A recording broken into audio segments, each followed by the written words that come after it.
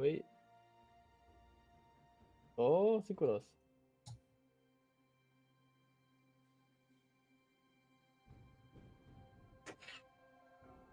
Hey. Man hört euch. Wie die Nase geputzt hat. What's going on? Okay, I think we're back. Yes, we Yeah, are. I think so too. Back at it again. Okay. Very good. As we see, okay, as soon as we're back, we see first blood in the mid lane onto CEO Panties, and that already means that. Oh, well, I did not spoil. Yeah, we see the engage here. I mean, it's pretty straightforward. It means the flash has already been used here by CEO Panties. We see pretty nice gank coming out from Wacky here onto the mid lane. And that means that this game is already very different from the last game. It was a mid lane kingdom for CEO Panties, but so far, 3 minutes into the game, he's the one who falls already. Does not have the TP to get back to wave, but we do see that Falchion kind of saves the wasted here by going to mid lane and holding the wave for his mid lane. Where did the first blood came from? Where did what come from? The first blood? Like, Oh, it was a gank onto mid lane here. Oh, it was a gang on. Okay. I was. Oh yeah, I see it right now. Oh my lord. Okay, that was well executed. It was really nice, well done. Okay, I think things are we getting are a synced bit up, slower. right? Currently. We do see the engage once again onto the Thresh. But nice little play again, and that just means that the ignite comes down. Traded for nothing, and once again, Hobbits and Bruder just time after time, he's just delivering on these plays. My nose is tickling. Okay. You alright? Yeah, I don't. Yes, absolutely. Zenith plate comes out once again, does not find the connection here quite yet. As interesting buy, like we saw it on Silas last game, but also this game on the Swain, CEO Panties decides to go for the Dark Seal. Top lane also maybe surprising, maybe not really. I'm not quite sure how the matchup is supposed to go, but pretty even CS there. As we see, very interesting buy coming out. We see the Maokai with the triple Clot Swords here. As a gank onto the bot lane, Seraphine might get away. It still has a flash. The flash does come out. I think Leon's gonna fall here, and yes, she does fall. The takeover does come down, but I think also Viego is gonna fall here, and that means it's a 2-for-1 for the side of Woodland Trinket. And before I've even done talking, I think Swain might also fall here. Although he does have the ghost, might get able to get away. Does not quite. Oh, the blast cone, I think he's gonna be able to get away. The flash comes out, but misses the Q. Run! Gets away, ends up being a 2-for-1 in the end. Oh my lord. All of these stations, and already this game is already full action-packed again. I think we're gonna see a repeat of last game with the way that the action is packed so far. As we see the junglers, a little bit of a skirmish going on here. They're finding for the wolves, and this is what we talked about. The W from the Swain, just the support that it gives. Where Wacky's getting taken out here, and wow, Viego is 2-1. Okay, things are getting heated right now, and it seems like we are currently, going onto the first Drake as far as it seems. I mean, Wacky is done, and Green Koya is working his way back down to the bot lane, where Voltier is currently alone, but backs off. We can see that the jungler Wacky is not making his way towards the Drake. I don't think they're scared of it being started just yet. Rather, he's walking to the scuttle, wants to secure that one first before he does anything else. But that does mean that this entire bot side is free for Flautcher to do whatever he wants. And now 2-1 already with the recurve ball onto the Viego here. You're looking pretty good here, as we see maybe a little gank, but not quite. The Never Move does come out. And the Emperor's Divide on CEO Panties, but I don't think they have the damage. I don't think they have what it takes. No, because that Swain ultimate is just draining the life out of the enemies. As Flautchen is looking for Wacky here, doesn't quite find it. But a really nice hook and Hobbits and Bruder. This is just bot lane kingdom game after game. Finds the pick onto Kirai. They cannot end it in the end, but That means that Green Choya has to give his life instead to save Kirai's life, and how Bits and Bruder is just doing time after time. But Kirai has had enough of it and decides to turn around, gets one, meanwhile setting it up for Flachen, who is definitely going to get the other pick, and that means that it's going to be a 2-for-2 into the bot side here. And this game is already so action-packed. What is going on? Well, it's resulting to a 3-1 for Foisted. I think Viego 3-1 is also a very good thing. You want that to happen. Yeah. And yeah, I think at this point, the Drake control will be insane for ECLIPSE Esports. Yeah, definitely. We talk about bot side here as well, but top side we talked about the triple clot armor, which has now resulted into Bramble Vest first item for Pain. Obviously, one of those items that you want to build against Irelia, not only because of the passive, but also because we see the Vampire Receptor has been picked up pretty early for the Irelia here, so that little bit of sustain extra is going to be taking away once again with the Bramble Vest. Now, together with Maokai's passive, I think overall the sustain battle should be won by the Maokai at this point, especially with the Bramble Vest. And you see he feels very comfortable walking into the jungle here, as Frost Pigeon just calms down, finds the dodge there onto the Zenith Blade. Meanwhile, bot lane, there's also action. Karai does not have the cleanse, a nice heal, but it's on cooldown as well. And it's going to be another pick for the bot lane heal. Walt here does get a pick. Meanwhile, mid lane, nothing really happened there. A couple of cooldowns fused, but no flashes. Yeah, Herald's getting pinged, and now we're on a Herald, which will be probably for ECLIPSE Esports. We have seen that Wacky had to back off. He went back, is currently on his way into the bot side jungle, so the Herald is pretty safe for ECLIPSE Esports. Wacky also pretty low. Currently, I think he's trying to check the dragon, just wants to place a ward, or oh, they're starting it. We're starting it. It looks like they went for a This is very risky. dragon trade, and now Green Koya and also Syria Pennies is on their way. We see I don't think this is where you want to be. being procced, and now we're getting to a really nice Drake fight where Syria Pennies procs his ultimate, and Kirai gets the first kill. That's one. That's two. We get the double kill, and there And that's we are three. with the also first Drake because Israel now Foyce, and it's going on to Frost Pigeon, who has to disengage. And now you can see the nice flash into W, into auto attack, and now Foyce is 4-1 beautifully. Not only that, but also the dragon goes to the side of ECLIPSE Esports. And it's kind of like we saw last game, early game, trade for trade blowing. And we see, I think Pain might be able to win this side. Does have the passive. Doesn't quite go for it in the end. It was a nice trade there, but that means that the ultimate from both sides is being used. Both still have flash. We might see him outplay potential. Nonetheless, still the dragon going for ECLIPSE Esports. As I was saying, it's a bit of a repeat. And I can't talk this at looks all good because... for Great Tax. I thought it will be a return kill. Oh, the masteries! Mastery! What is that? PM. Not only the mastery, but also the little Blitzcrank emote. Like, what's going on? Are you perhaps mad because I would be? Toxic. This is just toxic. There's a little bit of a good combo there. I feel for Pain. I feel the pain as well. And now we may see a bot lane engage. No, okay. At first I thought Green Koya will be going for that one, but he's just going onto top lane, onto the jungle to deny the vision of Woodland Trident, who instantly plays a new ward, which is I think the right thing to do. You want definitely vision into this bush, since Foystian and Viego are able to go through there to do the nice invade from the back. And now we see how the blue buff of Foystian is getting shared. And on a look at the top lane, the Wacky is again winning in the bush. I get flashbacks from the first game, and Pain does not seem to fall for that. You see how Helb's getting pinged on top lane, but the situation is feeling heated. He doesn't quite know, but is still playing safe nonetheless because he's scared of the Irelia engage, and he does not have the flash anymore. So I think it's a little bit of an accidentally well played. As you see, Green Troy here might gonna have to flash here. Still has the summoner flash, does not go for it in the end.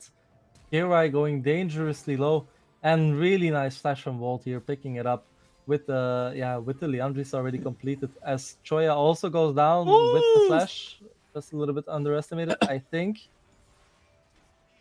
Oh, this looks good. Here's your Pandy's now proccing his ultimate, but getting backed off by the Emperor himself with his own ultimate. And now he has to back off. Frost Pigeon goes away. and does not want to quite mess with him while he's in his ultimate. It's still CO Pettis is really low and has to go back. It's not like in the first game where he had TP to just teleport back onto his lane. Now he has to actually walk. Yeah. And oh, look at that wave control here from Pain. Yeah, I mean it was just setting up to get the minions anyway, because couldn't really freeze there with all the AoE damage that Maokai has. So just decides to kill the wave instead of just hovering it in front of his tower. Probably gonna look to push this wave as well. Irelia is TPing though, so I could set up the freeze there that we were talking about. Nonetheless, I mean, if you look at the items for a bit, the jungle here, we can see a gap of 1 level only. A little bit aggression into the top lane. I don't think it will go anywhere, but I might be wrong. As the Herald mid lane, pretty good for the platings there. I think Cyapant has got a lot of good platings from that. Yeah, really nasty hook there. But I thought we were going to start something, honestly. We're not lying. I thought we were going to start something with Frost Pigeons getting taken out. But is still alive. Now we see Wagon going in, Progen's ultimate, and now CO Panties answers with his own ultimate. Now Foyson CO Panties are inside in the fight, getting Fresh, getting taken out. Haubitzenbruder is not in the fight anymore. Foyson still kind of full life. Oh my lord, he decides to go back and double kill for CO Panties, and now Foyson is getting taken out while Volti is still CC'd, but still gets out. Wacky. Ooh, okay. I think they're both At first out. I thought Wacky will be taken out. Oh. Oh no, great text. Oh yeah. Oh my lord. And meanwhile, bot lane and top lane are just pushing in for free platings and free farm, and it's a little bit. It's not really a disaster for the side of Woodland, but nonetheless, I mean, one tower is gonna fall. Top lane tower is still full platings, of course, but Maokai could have a little bit of breathing room there. Was able to just shove out the wave without having to worry too much. As Kirai tries to pick up maybe here, doesn't quite find the ultimate. Yeah, Wacky also bot side, maybe able to take out Kirai with his teammates. Kirai just goes back, which I think is the right thing to do here. We see the next drag is up, and yeah, Green Koya as well as Foyson are there. I think ready to start the drag. I think they're waiting for their teammates, especially for CO Panties, who is 4-1, has Leandries and 10 stacks on Darkzeal. So definitely they want to wait for him before starting anything. A vision is being built up, and now we're going to a mid lane where Green Koya is being seen, and maybe starts a little engaged there, but it doesn't seem quite like it. I think the team will just gather around Drake, started, which we are seeing right now, while Panties is holding the mid lane, which is I think the right thing to do. I mean, now at this point, Woodland Trident have to consider: do you want to trade Drake for tower, or do you just want to hold the tower and give up Drake? And I think giving up the Drake is here the right thing to do, since you don't want to use your mid lane tower within the first 15 minutes. I think it's definitely the correct play to do there, especially because if you don't have mid prior and you have to walk into the dragon, then you just have to give it up nonetheless. And they are scaling like pretty decently. Like Azir's not too far behind his Swain, nonetheless, of being 4-1 into the position there, right?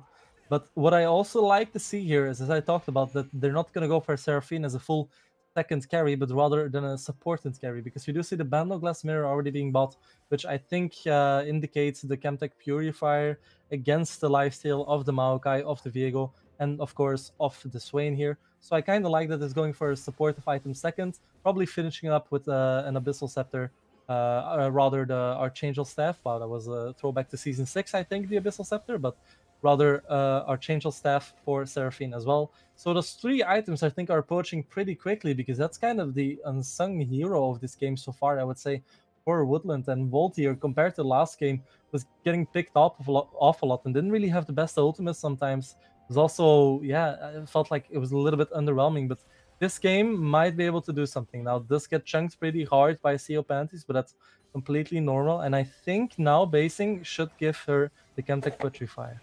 Oh, the flail. Now we're getting in. Fragile with Prague. And Vilona missed. Hobbitzenbruder very low. Gonna take out. And now Siopet is also there. He is not to be stopped. And now Wacky really low. Foyce needs to get disengaged. Still gets killed by the red buff. And yeah, it's still a 2-for-1 situation there for Eclipse Esports Green Core. Very, very low. Volti there. And as well as Frost Pigeon. But as you can see, your Panties is in the bot lane jungle. And I think waiting for his moment to go in, while Irelia just decided to get the first top lane tower.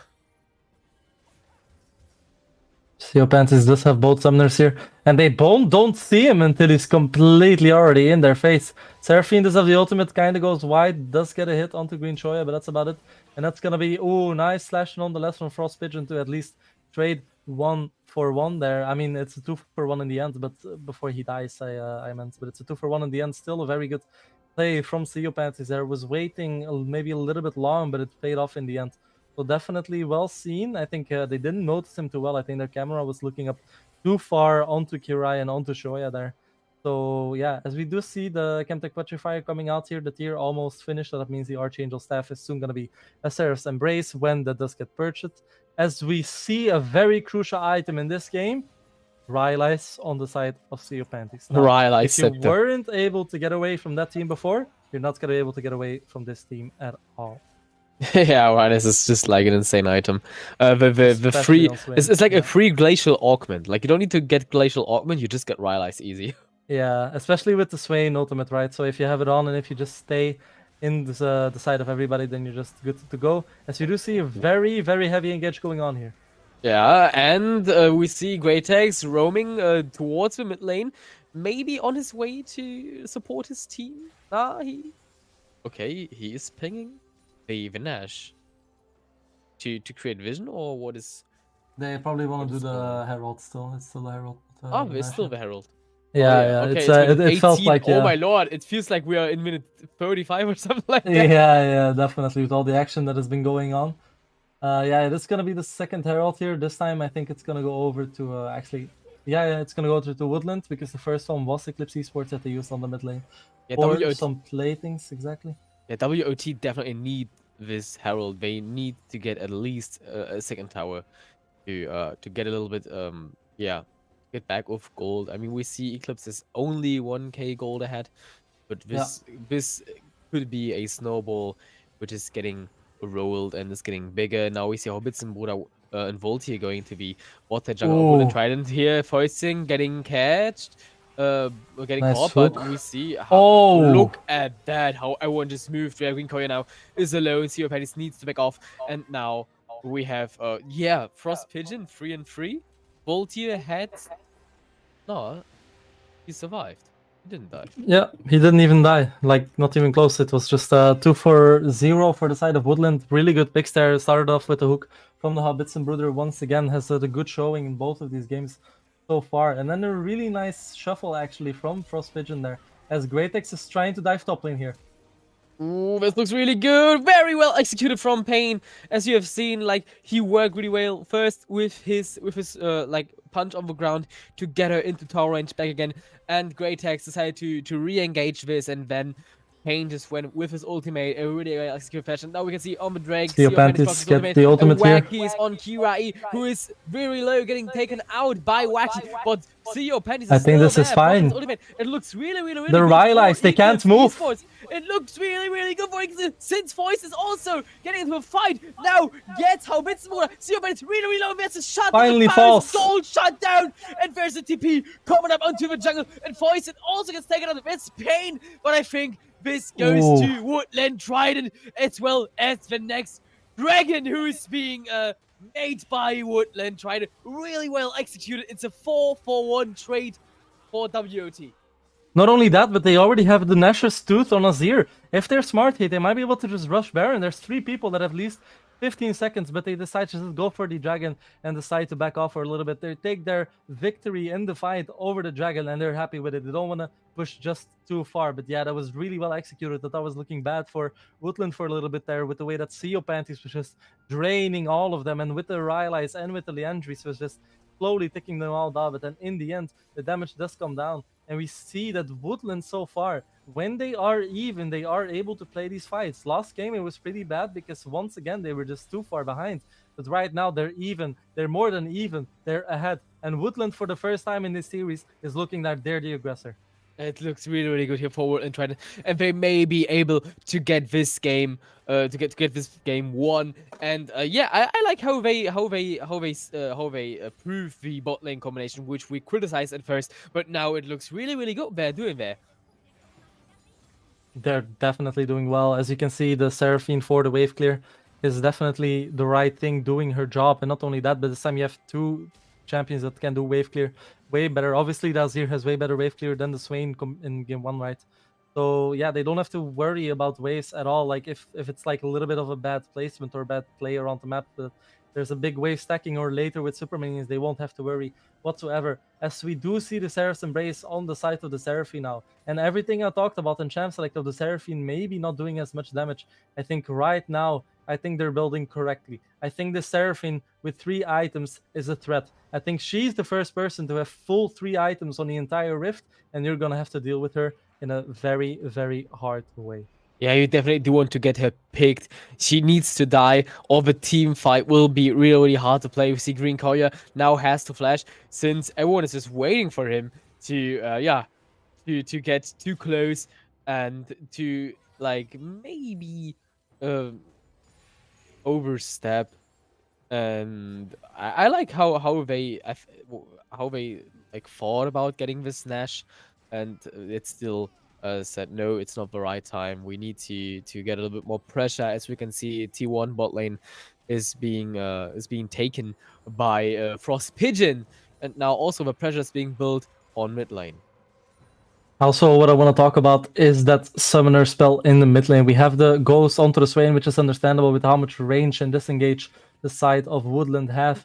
But then again, you trade that in for a teleport. So these side lanes, in the end, Frost Pigeon, if you stay in the side lane versus the Swain, that is completely fine, especially for the Baron threat. If Swain is bot lane dealing with these waves, and Frost Pigeon is bot lane as well, you can just TP onto the Nasher, and they don't even have to TP. You know that Swain is base. You know that Leona is not there and does not have the flash. What can you do here? They started the Nasher, it's already going down to 7k HP, and ECLIPSE Esports have to respond soon. Yeah, and they are on their way. Pain procs his ultimate now. Poison needs to think and maybe goes in. Yeah, he's inside the Baron pit, and the Baron is being taken by WOODLAND TRIDENT with the steal. It looked okay, but the try was worth, but WOODLAND TRIDENT is now popping off with their team. Green corner is really low, and now Pain and Panties are inside 5 humans. And now we see how tanky, look at how tanky Swain just is. It's insane. But it's getting the ultimate out now. He's being taken down.